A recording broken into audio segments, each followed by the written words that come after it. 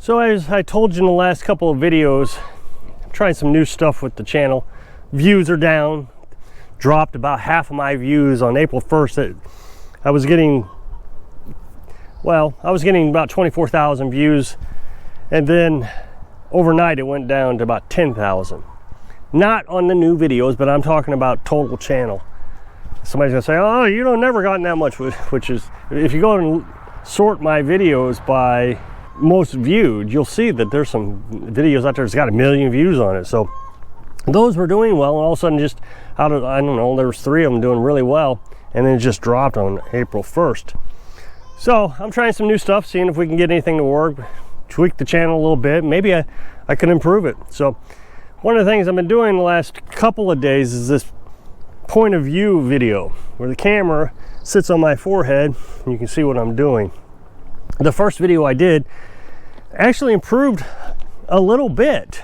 I was surprised. The video, when you release a video, you get a chart of the last 10 videos, and it tells you where this video stands as compared to the other 10 videos at that time frame. So the first hour, it tells you, oh, all your videos were doing much better, and this video is in 10th place. Well, for the last 5 videos previous to this POV video, they were all in 10th place. Every day it was a little worse, a little worse, a little worse. And then I posted that POV video, and it went up to 3rd place within the first 15 minutes. And it stayed there for a while, but then it slowly dropped down to 7th place, which is still a lot better than 10th place. We'll see how today's does. Not this video, this one will be tomorrow's video. We'll see how today's does, and if this works, and I appreciate anybody who is supporting my efforts here.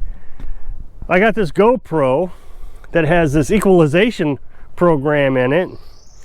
It makes I had to make the widescreen a little bit narrower, so I get a camera too close to my face, it drowns out. But regardless, it takes that shake right out of it. Just a push of a button.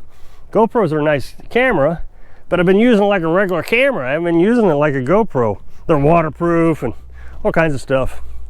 So what today I'm going to do is just one of my daily activities and show you how I do it. So I'm going to put you on my forehead. Okay, so we've been in the 80s all week, 80-degree temperatures, and the grass has been just shot up this week. I cut it probably 5 days ago. Now Carolyn's wanting me to keep this. She doesn't want me to cut that. There's flowers over here, and daylilies, she says, is supposed to be growing here. I do remember that now she mentioned it. The first year we had daylilies here, but we didn't have a lawnmower back then either. We were doing everything by sickle bar. But man, the grass grew fast. Yesterday it was cloudy, so I didn't fill the water. But today you can see it's very sunny. The solar panels have plenty of sun on them. So I'm gonna fill the water. I've already fed the chickens their snack. 2 days ago I made a video where I showed you that. But you can see, maybe you can see, and maybe if I get closer, the solar panels are getting a lot of pollen on them. That does hamper it, but not a lot. I'm still getting pretty good charge on my batteries, but yesterday it was supposed to rain and it didn't. So I didn't wash them because the rain will wash that right off. So I might have to come down here and splash some water on them at some time. So what I do is I come down to this shed after the solar panels have sun on it. Remember, we have trees over here. I don't know if I'm blinding you, I don't mean to, but the trees block the sun. So you can see right here, it's very shaded. That's from the trees. Now last year, you may remember, I moved the solar panels. You can see this kind of bald spot here. I moved the solar panels from here up there. So what, 10 feet from this edge right here up to here. And I'm getting about an hour's worth more sun because I moved them up a little bit. So here we're gonna come into the shed, and what I gotta do is I gotta turn on this bottom inverter. That's a 2,000 watt inverter. You can see the top one's on. That one's 1,000 watt. That one runs everything, the house and all the small appliances, the freezer, the laptop, the tablets, the phones.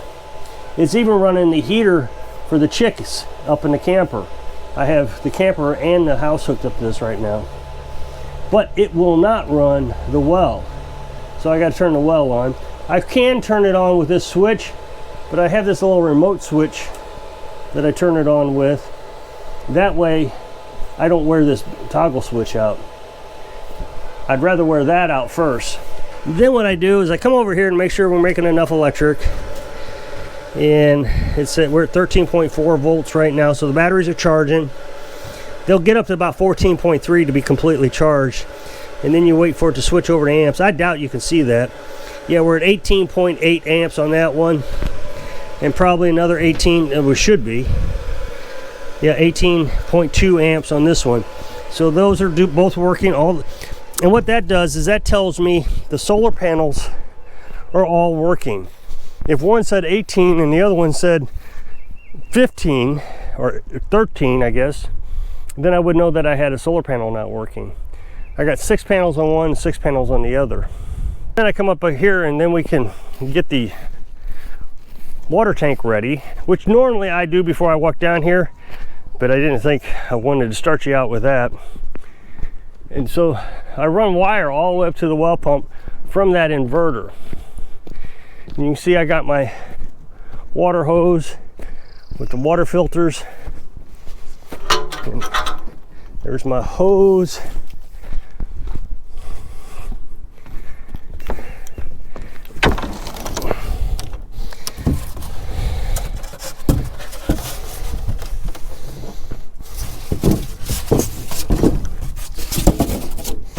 I always shove the hose in this metal shroud, that way it doesn't bounce out. And then I can put this in here. That keeps it from falling out. And you can see their water level is not very low. That's just 1 day's worth of use. I guess 48 hours worth of use. Then I can come down here and I need to grab a bucket so I don't waste any water. I use this bucket over here to transfer water into the toilet area, because we just use whatever wastewater we can find instead of taking it out of the tank. But when we have lots of sun, I can take water out of the well, and this way no water gets wasted. When I turn this on, it's going to shoot out. Now it's going to take a minute, well, a few seconds for water to shoot out, because I've told you in previous videos that there's a hole in this black pipe about 70 feet down that I drilled into it, so water will always fall back down into the well. That way it will never freeze. Now you see water dripping here. That's because this isn't working very well. I mean, it doesn't. So when I lifted the hose up and put it in the tank, it started coming back. So you should be able to hear, you can see the water splashing out. That's water coming up the pipe.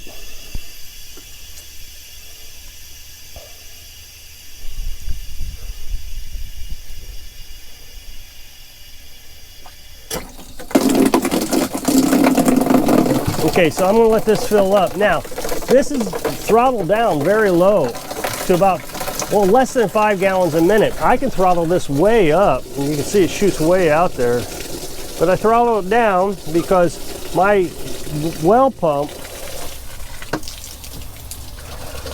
is 13 gallons a minute. But the recovery rate of the well is about 5 gallons a minute. So if I were to open it all the way up like that, it would run out of water, the well would, within a few minutes, couple minutes, 3 minutes maybe. Now while that's filling up, I'm gonna come down here and get Carolyn's dishwater bucket. We got to fill the buckets. I also got to fill the chicken water bucket. Yeah, her water's about empty. Oops, I splashed us. I hope I didn't get any on the lens.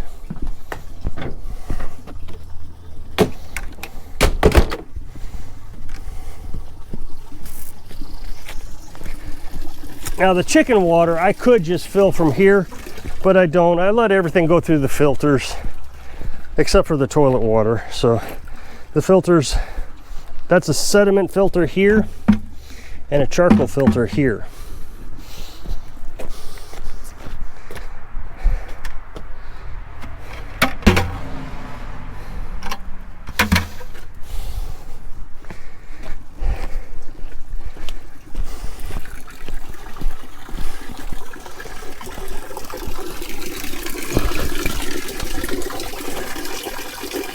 Now I'm going to switch it over, even though this isn't full, because when I switch it off, when I stop filling the tank, the water will be shooting out again, and I want something there to catch it. So all I do is I turn this one on, shut this one off, and now it should be filling the tank.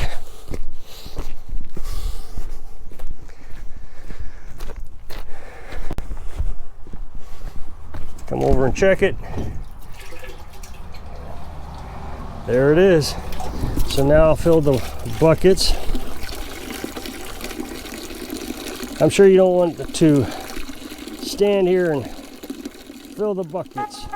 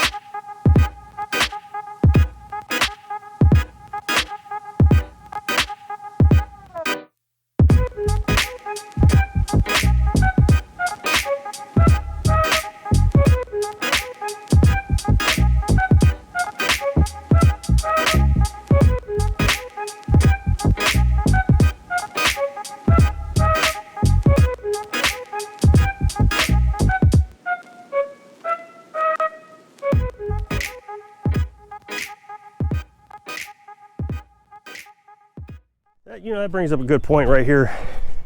This bucket, I should have said something. We burn our trash, but a lot of it you can't burn, metal and different things. In town, there is a gas station that has a bunch of dumpsters. They charge $5 for large bags and $3 for small bags. You can throw as many as you want. So what we do is collect our metal stuff and then take it out there, maybe once or twice a year.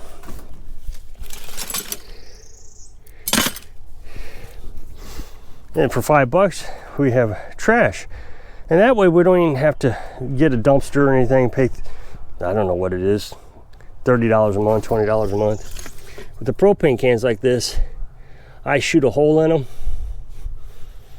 and that way I know there's no propane in it.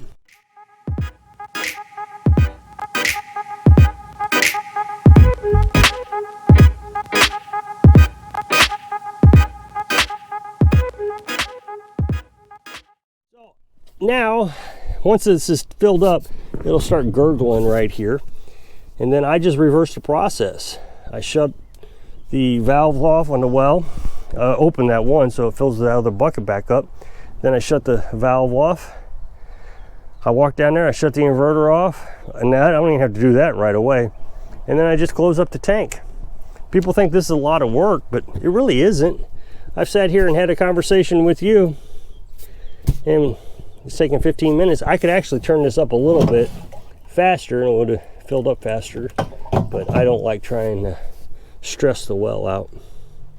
So if you'll click this up next box, it'll take you to a video or showing you how to sight in your firearms. So if I can inspire you to think small and live big so you can live your dreams. Thanks for watching.